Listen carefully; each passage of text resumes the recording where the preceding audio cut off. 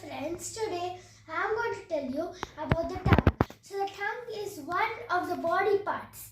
Okay, the tongue helps us to taste, and that is the most functional. You think so? The tongue also has many other functions.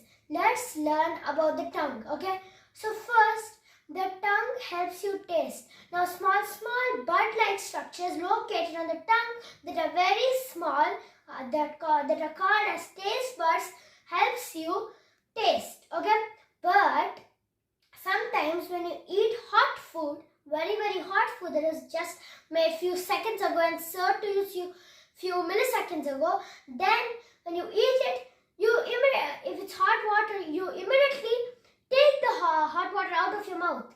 How do you feel the heat?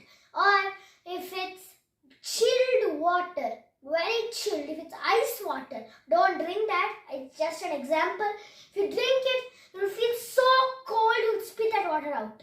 Okay, how does your tongue sense these temperatures, right? Now, none other than tasting, you need also to sense temperatures, because if the temperature is not sensed, and if you eat very hot food and very cold food, the circumstances are not pretty. Okay, like that is. And also, I'll tell you how the tongue,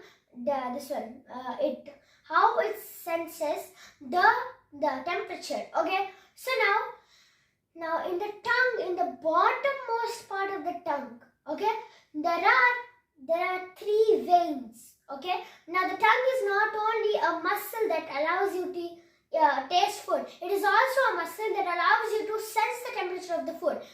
So now there is an area called as the cold secretory areas. Okay, it's a bunch of nerves connecting to the brain, okay, through a nerval passage called as the taste temperature area. It is divided into two. One, the cold taster serum and the hot taster serum. Okay, like that is. So these both sense the following temperatures. The cold one senses mild, cold and cold, and the hot one senses hot, mild, hot and very hot. Okay, like that is. So there is also many nerve signals passing through that. Okay, when you eat, the signals go to the particular area where the temperature of the food is set. Okay, and the temperature sensors are set. Okay, for example, if you eat hot, it will go to the hot. The new nerve signals go to the hot, and it invokes the sense of heat and touch. Okay, it's not the sense of touch. When you slap, you will get so pain. When you rub, you will feel very nice. It's the sense of temperature.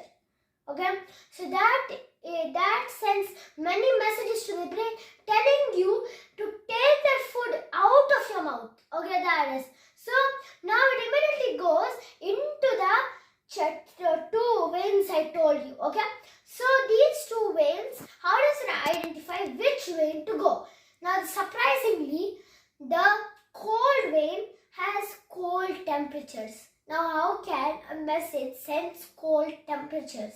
Right? Now, see here, if that's a myth that it has cold temperatures, because they can't sense it. Yeah, they're only just messages. They can't sense it. They're not people. But the original thing is, they are of two types or two colors. Okay? So hemoglobin has a different color. Mixed with iron, hemoglobin turns into little bit like sky blue and a mix of sky blue and ultramarine blue. Okay, it turns into that shade and it's fixed into that pipe which relates cold. Now the hot one is a mix of vermilion, orange, red. Okay, now you mix it, the shade that is put when you mix vermilion, orange and red is the tube of the hot sensing. Okay, so it defines the tube by nerve signals going. Okay, the nerve signals frequently go into the correct path where the message should go. Okay, hot or cold. Like if it's hot, the nerve signals will only go to hot. Cold, there will be no nerve signals going. So it can relate that it should go to the hot nerve signals. Like that it is. And also, that's how we taste and temperaturize things. Okay, so now your tongue doesn't only help to taste and temperaturize, but also to secrete saliva. saliva. Now you may think, saliva helps in tasting foods, right? Yeah, that's also correct. But saliva also helps in breaking down the food. Now you may think, we already broke it down by our teeth, right? What is more to break down? Now the food molecules is to be broken down. The outer or the external part of the food is broken down, but the internal molecules should be broken down to make it easier for your food pipe to transport it to the stomach. Now, if you are going to somewhere, will you wear your no, not your. I am wearing special clothes, right? This is for our external use. Will you wear your internal clothes and go out to meet, going to office something? Will you go like that? No, you go prepared. Like that only, the molecules should go prepared. They should be broken down thoroughly, and the nutrients and also the proteins and even vitamins should be broken down properly. Okay, or else it will create toxic substances. Even if it's healthy, it will create toxic substances.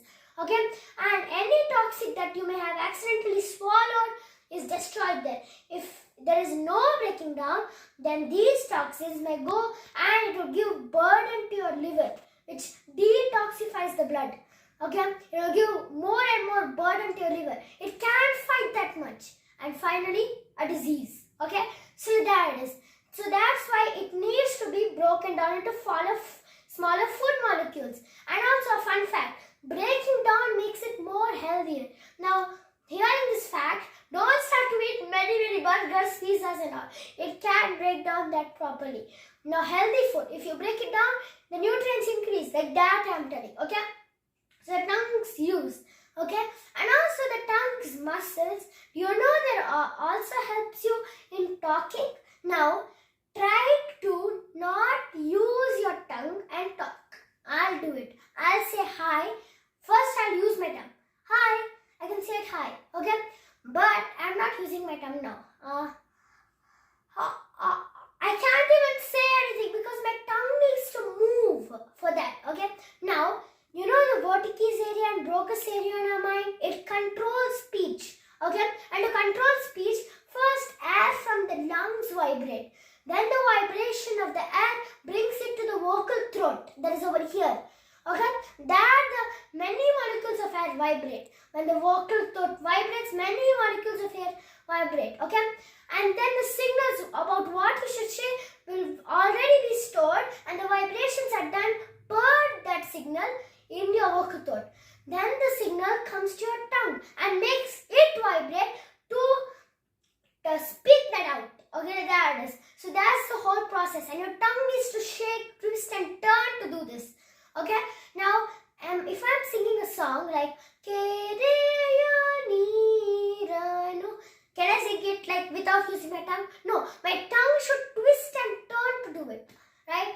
So also air also helps you in doing this. You should take a deep breath to do anything, right? It's not necessary to take a deep breath, but your tongue and air are the main cooperators in talking. Okay, you may have thought only tongue can taste, but you may have been shocked with this much uses of the tongue, right? But there is another use that you actually forgot. The tongue is actually secretes many types of breakdowner juices. Now your saliva is just not water from your jaws. Okay, it's special water with breakdowning juices. And where does the breakdowning juices come, of course? Of course, it's from the taste sense organ, and that's the tongue. Okay, there are small glands called as the Salivary glands. Okay, the Salivary glands have that type of salivic water that needs to break down the food. It's secreted. Okay, saliva also helps in talking. Okay, and that's a short documentary about tongue. Like this only I'll tell about many internal and external organs. This is our first video, and that's it.